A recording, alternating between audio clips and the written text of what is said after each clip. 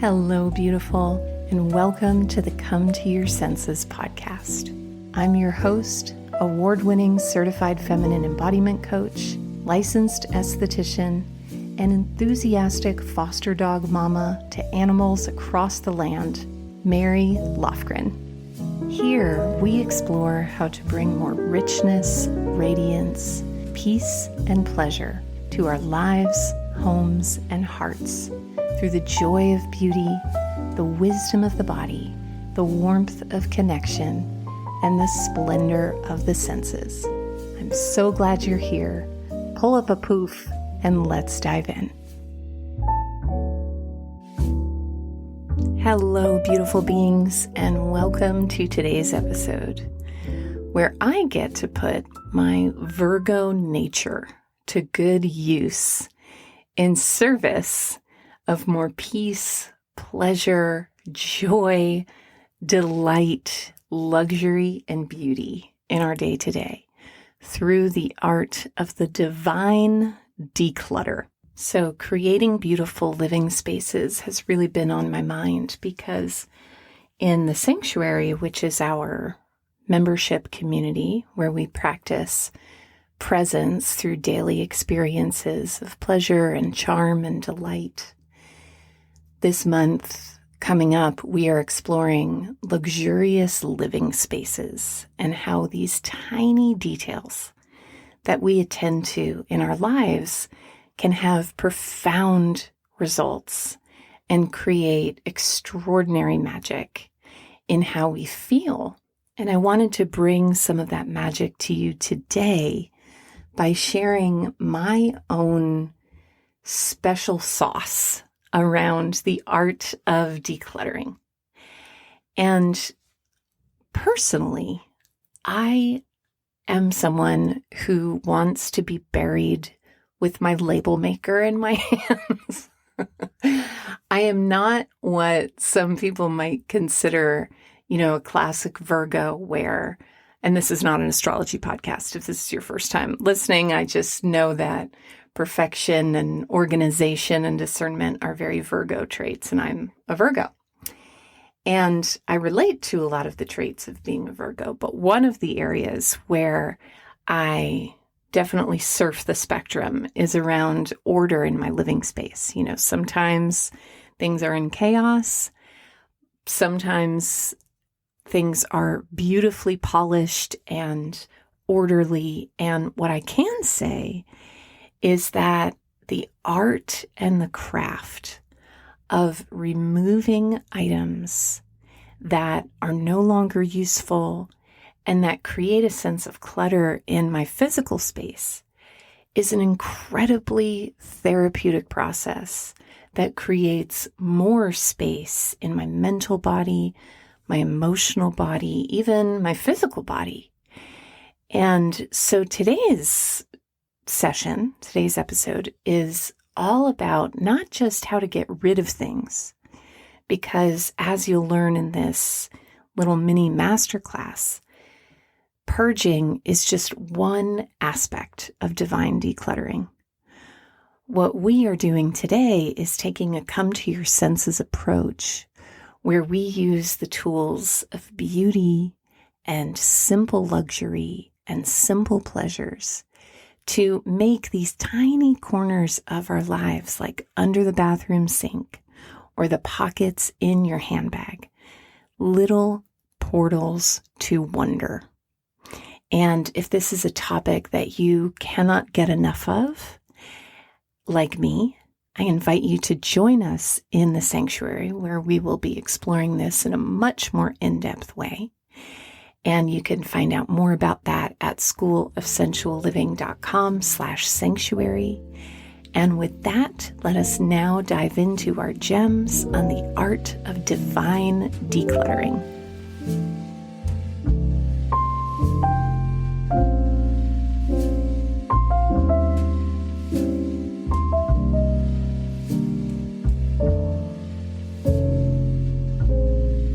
So as we dive into our gems, as I shared in the intro, purging and getting rid of things is just one aspect of this process.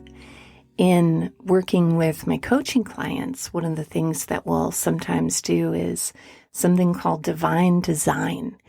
And that is a process where we go about styling your living space, where in addition to how things look and how things feel, there is also a component of feeling like you are expressed through your space.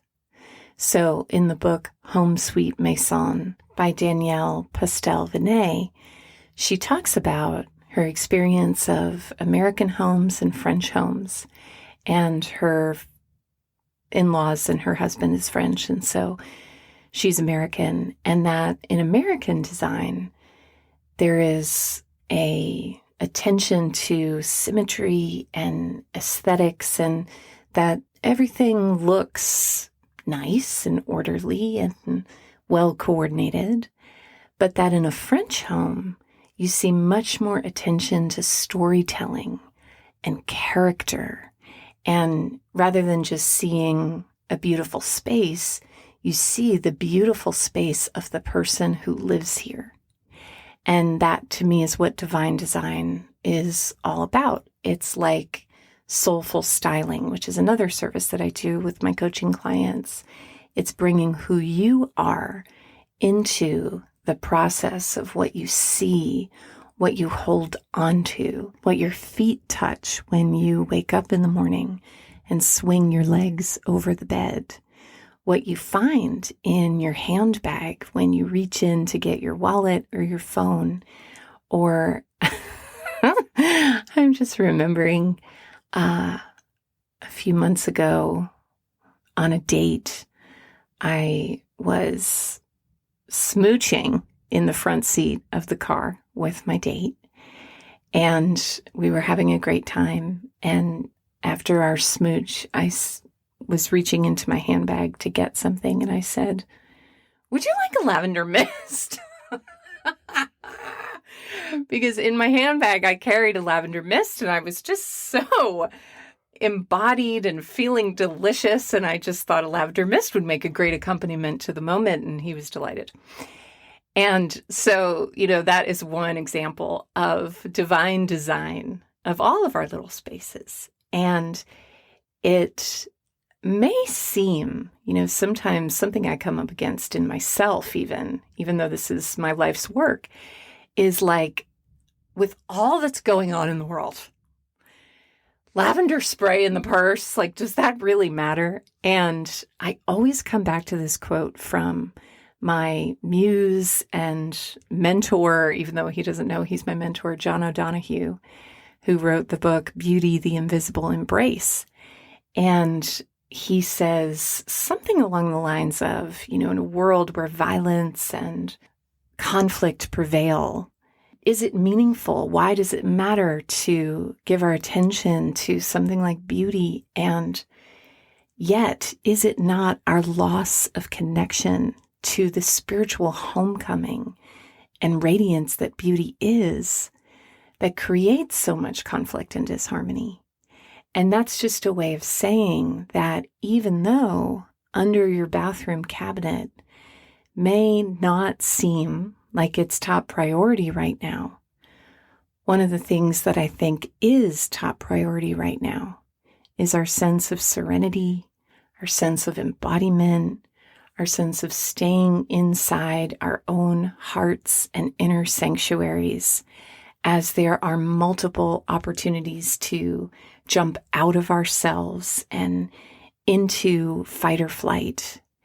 And as with all of the episodes and all of the things that we practice here at Come to Your Senses, these tiny moments of pleasure and serenity, and I'll just speak for myself, the elation of knowing where my Neosporin ointment is at all times, being able to go into my pharmacy drawer and retrieve it, know that it's clean, know that it's stored with the Band-Aids.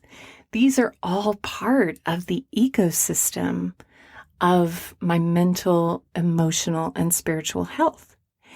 And so I share all of that because in our world of information, especially with social media, there is no lack of information in this world on how to declutter, how to really do anything.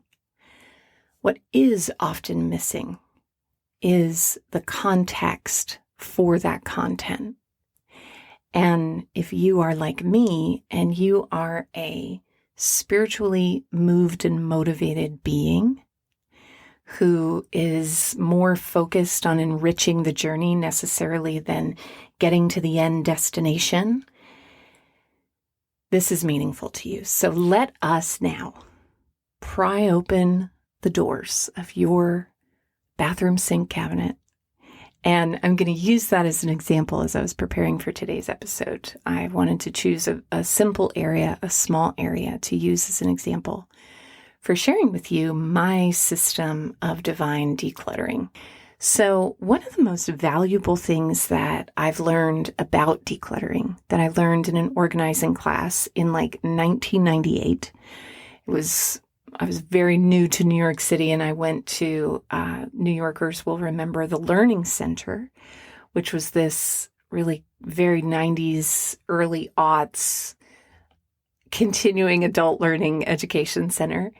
And they did a workshop on organizing. And one of the lessons was that when you're organizing a small space, especially like a drawer or a cabinet, rather than trying to organize what's there inside the space, she recommended taking everything that's inside that small space and putting it somewhere that is not that small space. Because when we are organizing inside that space, we tend to see things in the context of how they've always been.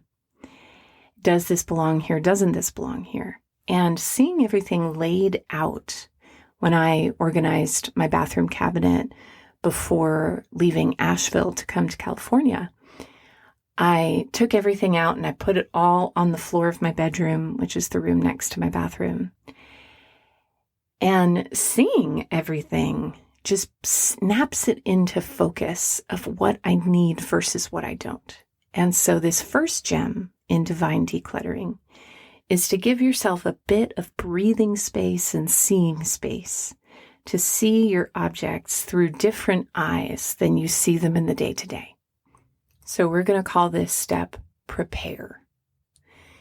The next gem, the next step, is pare down. So this is the part where we are assessing, evaluating what needs to stay and what needs to go. And so once again, if we're using under the bathroom cabinet as an example, I start with the easy wins. And so that is going through and discovering what's expired. What do I have doubles of?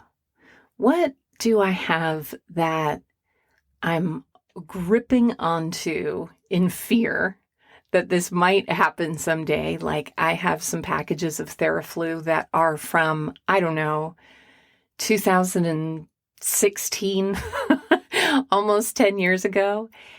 And can I release these with the faith that I will have the resources, I will have the ability to replace them if and when I need them, or to replace them now in case I need them in the future with a product that is not 10 years old and expired.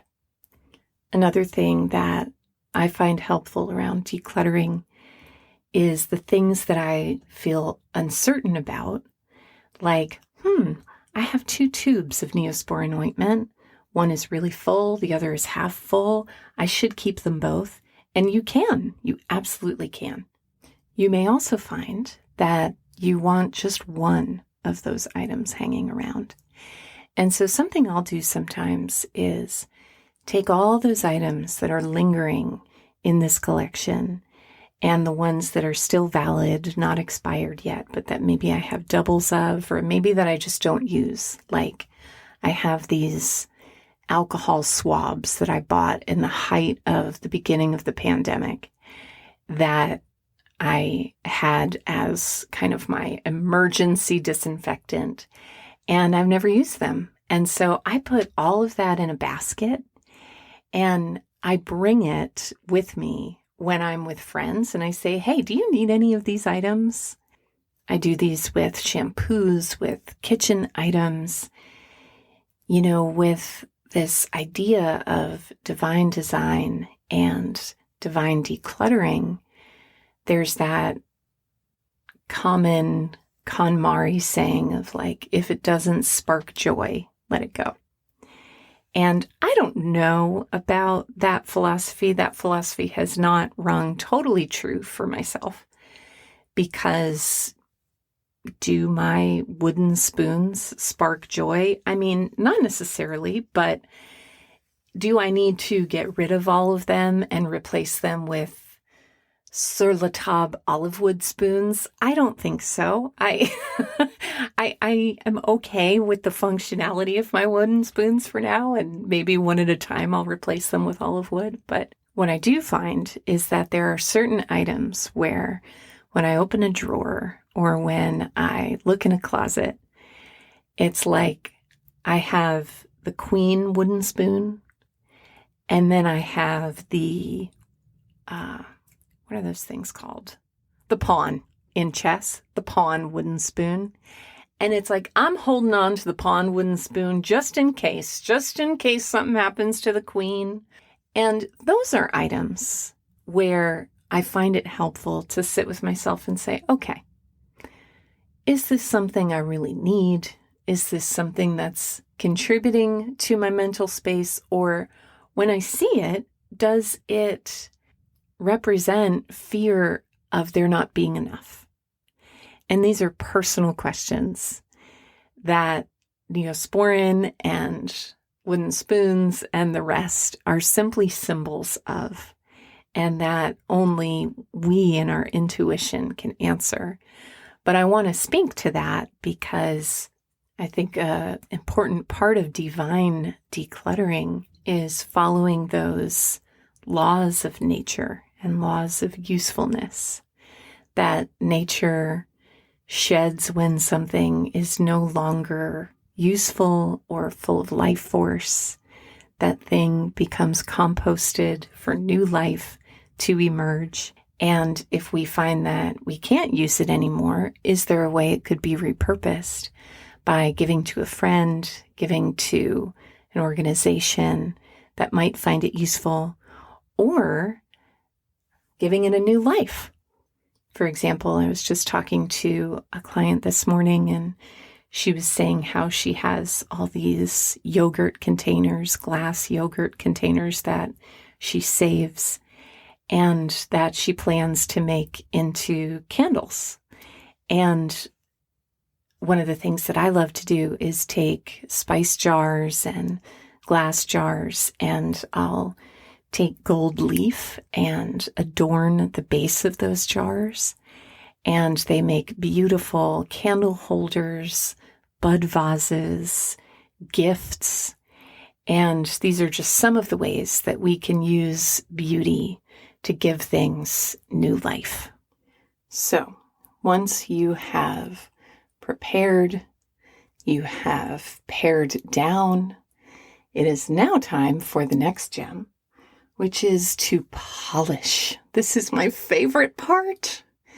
This is the part where we take what we have and we pour our love into it by removing the crust off of our toothpaste, by slapping a label on a drawer so we know exactly what's in there, tossing out old crusty Band-Aids that are no longer useful, putting them in a beautiful container.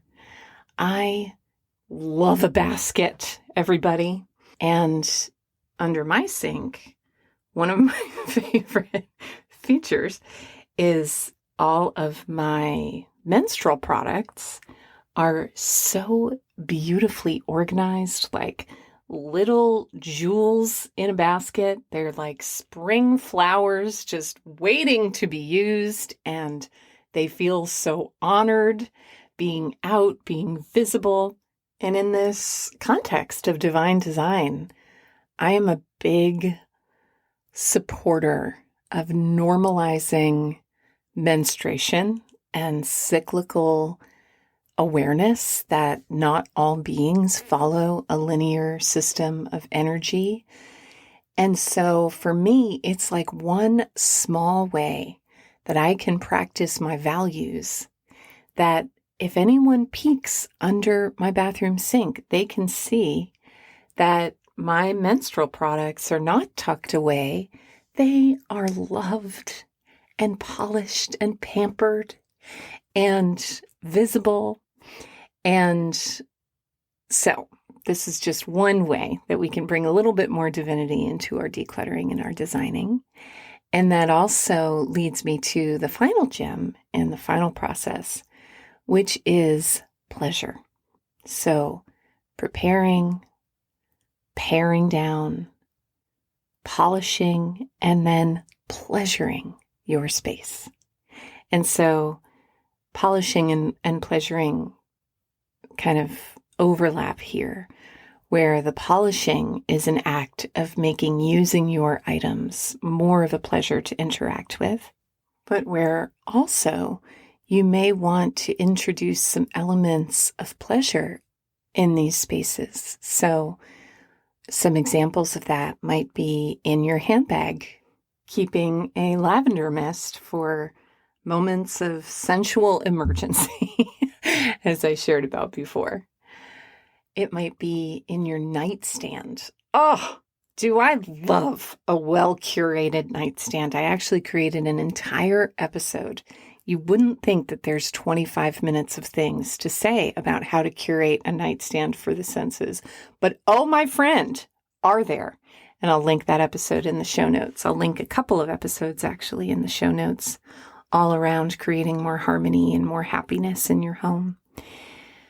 But another example, would be in your nightstand, aside from lip balm, lubricant, maybe you keep your favorite chocolate, or maybe you keep a bottle of sweet orange essential oil to awaken your senses first thing in the morning with the smell of bright citrus.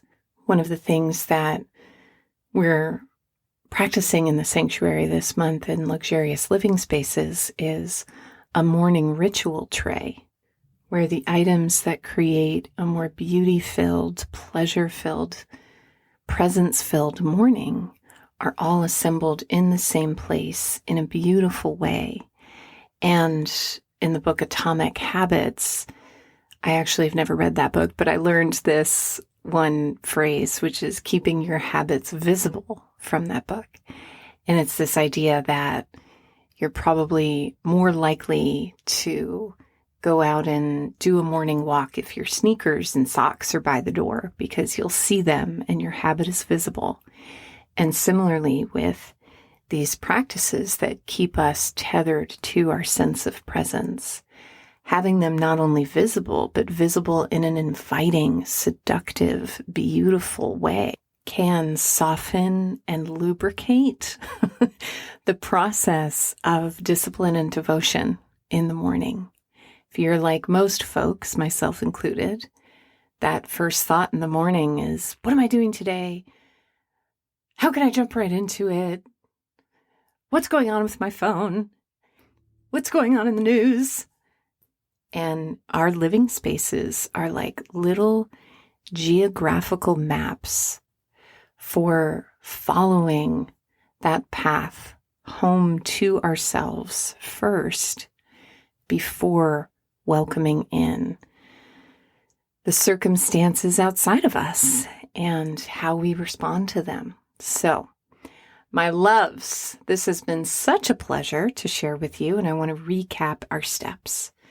So when it comes to your divine declutter, we start by preparing, taking your items, placing them outside of their original home so you can see them in a different light, paring down what is no longer useful, polishing what remains, and pleasuring yourself with the way that you assemble, collect, and organize your items.